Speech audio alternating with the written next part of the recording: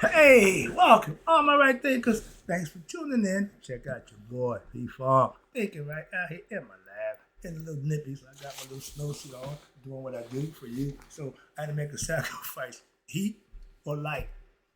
I chose the light, so I'm ready to rock and roll. Let's go. I got a nice lesson for you today. It's all about elevating your consciousness. Now, this is back in my neighborhood. I'm more familiar with this stuff here. Okay, I get a lesson about this one. This is a good little lesson. But this is elevating your consciousness, or what we call it as how to raise your consciousness to become conscious of who you are, aka know thyself. Let's go. Rightisms, 25 rules to live by. Storytelling, story with a message. There's always a message in my stories for life. I give life lessons. You tune in and receiving them. I appreciate you. We got a good thing going. Let's do what we do. Right thinking mission is to enlighten, inspire, educate, and motivate you, the individual, to a higher spiritual level of enlightenment. Right thinking's way of life. Your mental and spiritual discipline practice daily will help and guide you to attain your goal, of reaching spiritual enlightenment, aka know thyself. My mission is that all right thinkers know thyself. If you're a right thinker, your goal is to know thyself. See where I'm going with this? Let's get it together. So I asked the question, please know you. You will when I'm through. That's what I do. It's rhetorical, but if you don't have the answer for yourself, tune in. I got you. A person who knows not and knows not that they know not is foolish. Disregard them. A person who knows not and knows that they know not is simple, but you can teach them. That's why I do what I do for you. I appreciate you too. Stay tuned. I got more for you. A person who knows not and believe and think that they know is dangerous. Avoid them. I do. A person who knows and knows not that they know is spiritually asleep. I can awaken them. I'm your spiritual alarm clock here to wake you up with knowledge of self. That's what I do for you. A person who knows and knows that they know is wise. Follow them. All these persons reside in you. Right thinkers, know thyself and to my yard be true. Let's talk about P. Funk's philosophy on elevating consciousness, or they kind of philosophy or concept. It's called feeding the ego or the phoenix, or killing your lower self symbolically. Okay, it's all metaphors for you taking care of your lower nature and rising your consciousness. What I've been teaching in my philosophy, but they're doing it their way. So that's why. You see the eagle here coming down, sweeping down on the scorpion. You see this? This is the backbone. At the end of the tail, you got that little sting in there, like the scorpion's tail. And because it's the genital area, that's what they call the stinger. So let's talk about it. I'm gonna break it down, I guess, their way and see how it works for you. But this is how they say it. Our higher consciousness is again a state of mind. We know that. Just like that of a divine enlightened being. We call him Akus from our philosophy. That's a person who knows himself. Okay? AKA an enlightened divine being. Which allowing humans, when you reach this level, to rise above the material human limits and explore your deeper spiritual truths. But sadly, that's why I'm a spiritualist, not religion. Religion is material. Spirit is eternal, okay?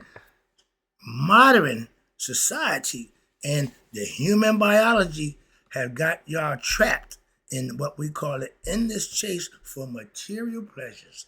Y'all read it in the Bible, y'all talk about it, but everybody is on a material level here. They want what? Pleasures of the flesh, they want money, they want things, all material. That's the devil's domain. And keeping us what? Bound to these desires.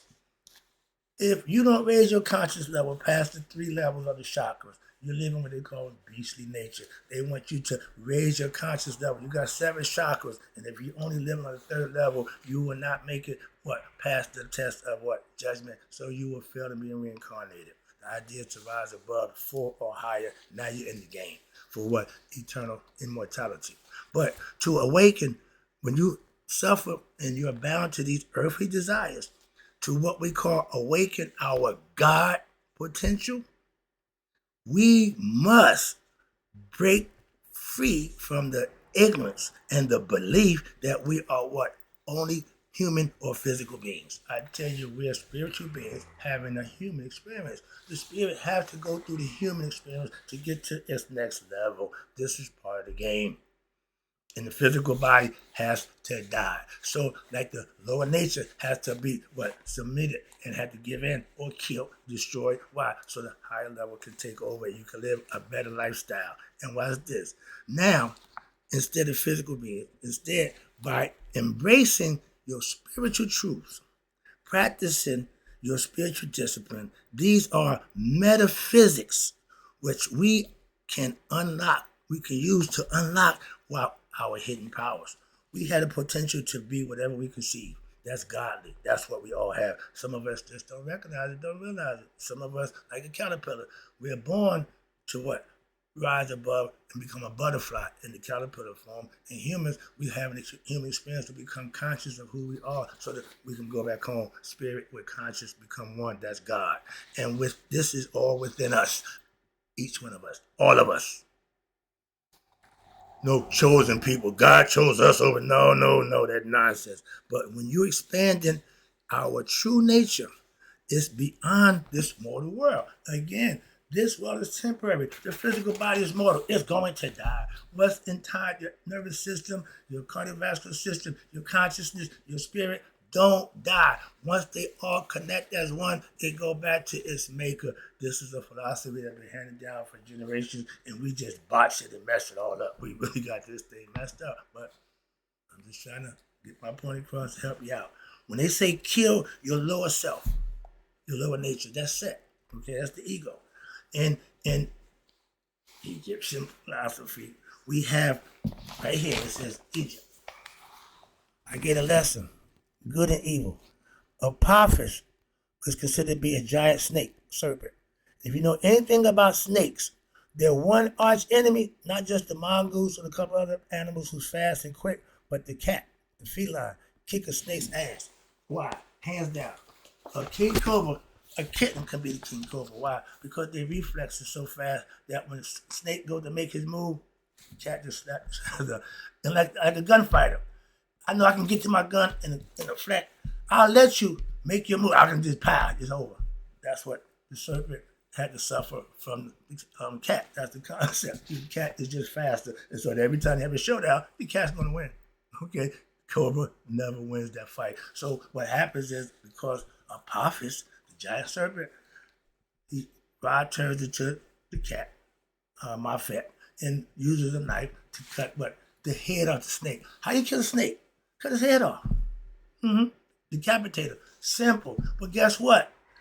When you think he's dead, cut the head and body separate. When you leave, he's going to come back together and be waiting for Ra. Right there the next day, come on, let's go at it. And he try to swallow Ra again and they cut his head off and get out. That's the ongoing cycle of life. And the Greeks got a concept of a seven-headed beast that they got to slay. Everybody get one head and bash the hell out of it.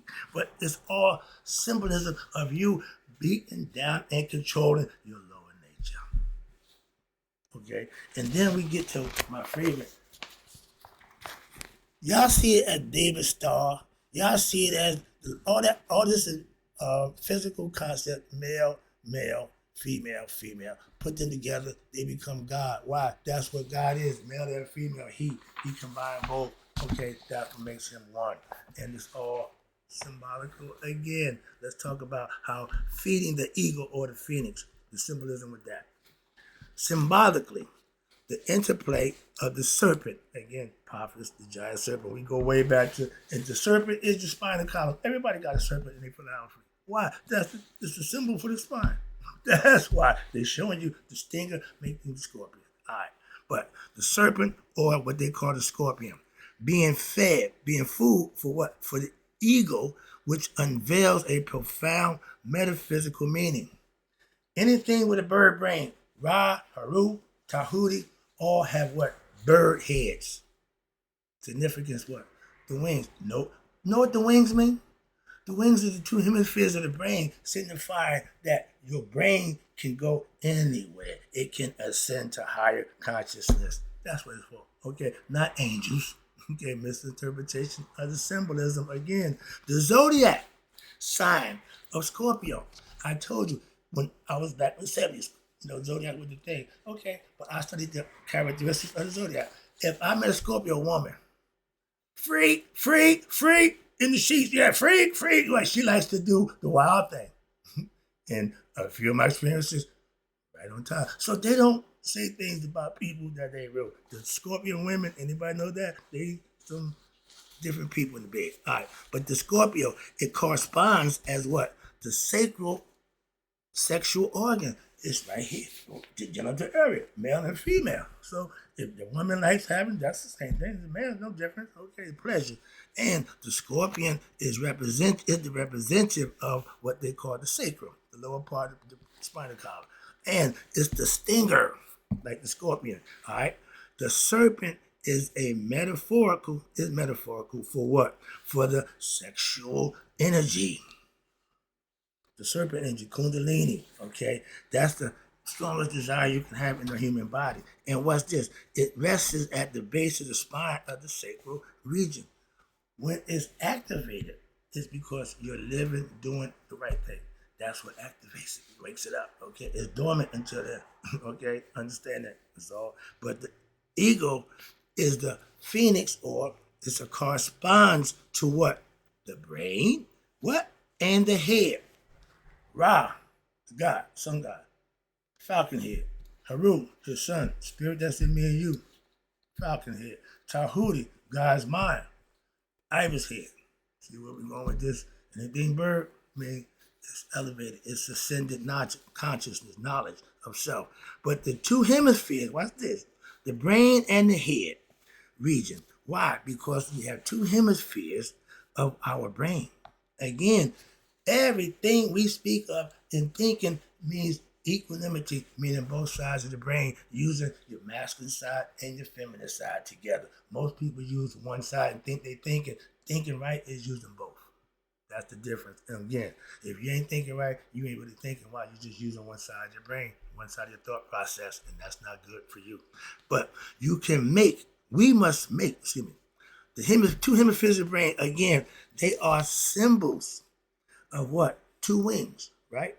We must sacrifice and make sacred the serpent within us, kundalini, serpent power, okay? And to feed our rising phoenix. What that mean? You ready for this? In other words, the words we need to save. In other words, we need to save our sexual energy. Men, that's the semen retention plan I've been telling you about. When you go into the monastery, they practice semen retention. No masturbation, no sex. So the energy that you release through masturbation or having sex, you keep that inside you. And guess what that does? The sexual energy, and you transmute it. Instead of ejaculating it, you send the energy up toward the base of the spine. That's the kundalini serpent. That's the serpent going up. Where's he going? He's going up to what? To stimulate what? You ready? The pineal gland that sits between the two hemispheres of the brain. He got to get there and enlighten it. And what happens? The base of the spine, and it reaches, stimulate the pineal gland to reach, you ready? For all my Christians, become Christ consciousness. To reach Christ consciousness, your pineal gland had to be open. Why? That's your communication to God. That's why. I didn't give y'all a few lessons about the pineal gland. Y'all really don't get the significance and the importance of that thing. Okay, and everything they teach you is to what? Open that thing, wake it up, tingle it, get to God. That's what they're telling you, God. I call it God conscious. Christians call it Christ conscious. Same thing. Christ is the order. Remember, y'all make Christ a person. I know the real Christ. But the concept of the big phoenix is the very symbol of what? Our self-sacrifice. Why? You know the story of the phoenix? Okay, that's the bird that burns itself up and reborns himself out of his own ashes, resurrect out of his own ashes. Watch this. The phoenix is the very symbol of self-sacrifice, as it dies unto itself to become reborn or resurrected from the ashes of its own internal purification. This process is also known, you ready, as fighting or slaying the dragon. Chopping the head off the serpent. Or, one better, killing the seven-headed beast. These are the symbols for that. This is all a symbol of what I just read for you. This is the symbol with the cat cutting off Apopha's head. This is the symbol of the guy beating down the seven-headed beast. the dragon, whatever you want to call it. It's always what? A serpent, a dragon, but a serpent with wings. The Buto, the original serpent, had wings and a crown. It was a serpent. Okay. Why? The spinal column. The spinal column. Y'all get caught up thinking the symbolism is a real serpent. No! It's symbolism, metaphorical, and understand that we take it and make it literal, so it's hard to really get it pinpointed. Here you go. 6-pointed star. Star David. That's Star David. That's Star David. No, it's not. There's two pyramids indicating male and female, masculine and feminine characteristics, and he's showing you what the line between it, because that's the balance that you got to have. And then how about this? It says what? When I see that, I go straight to this. My eye. Oh, I know balance. I know balance. Okay. Do it every day. That's my respect and understanding about balance. Let's talk about that. I'll wrap this lesson up for you right quick. I got another one coming, but I'm going to get this out the way. Then I go to church. All right, where we at? How to raise your consciousness. If you tune into me on a daily basis, you would know that. Let's go. The first step in raising your consciousness would be to master one's thoughts, aka become a right thinker, and master your thoughts, and changing your perception on what you experience. Okay, everything that you encounter or that you experience is pretty much neutral, but you put the emphasis on it. Why? It's your mind that gives it a positive charge outlook or a negatively charged outlook. Your decision, your mind decides. That's why this thing here is the most sophisticated machinery known to man. And if you ain't mastered it, it's going to run you crazy. Literally. Okay, trust me. And with that, what being said, your mind, to elevate our internal state, we need to what? Focus positive perceptions of reality. You've never heard me coming here in a negative state of mind. I don't do negative. Right thinking is always positive. Okay? Why? That's self-fulfilling, that you got to think good about yourself, if nothing else. If nobody, nothing else, you got to feel good about you. You are the controller. Again, what come out your pie hole, what action that you exhibit, that's all you. And you're responsible for everything you say, think, and do. Be responsible. Why? Because you are.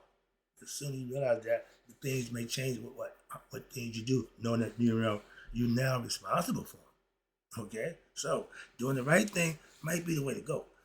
And you are the controller of your own mind. Again, you have to take control of it, but do not choose to think negative thoughts or perceptions of yourself. When you hold yourself to a higher esteem, that's self-esteem always being pushed up.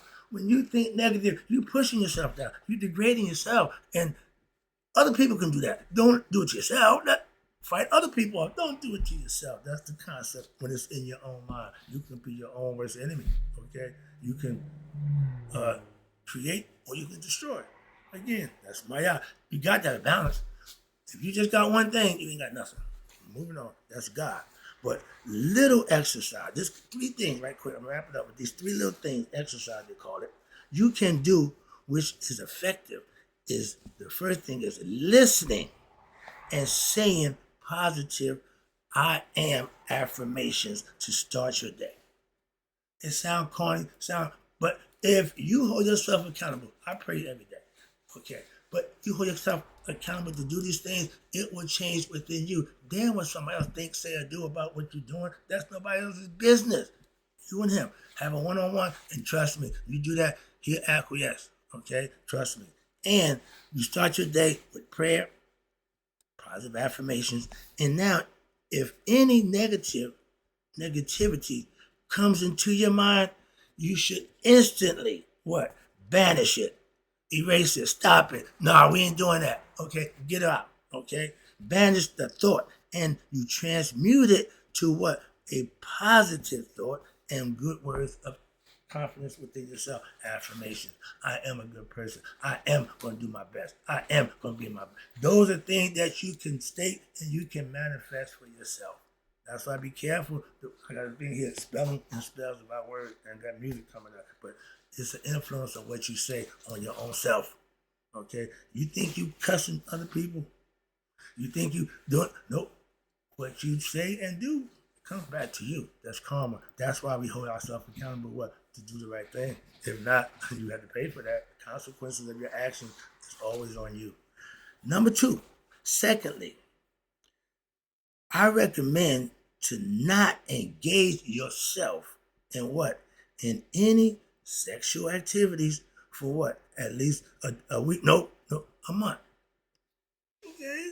Man, see, again, instead of understanding what's being trying to be presented, you worry about yourself. You worry about again. So they're not going to be open for that. So it says, but doing this, if you try practicing this, now you may notice, and you will if you did it, what? An increase in your spiritual energy, your self-confidence, and maybe even your physical benefits, like a clearer vision, skin and nails.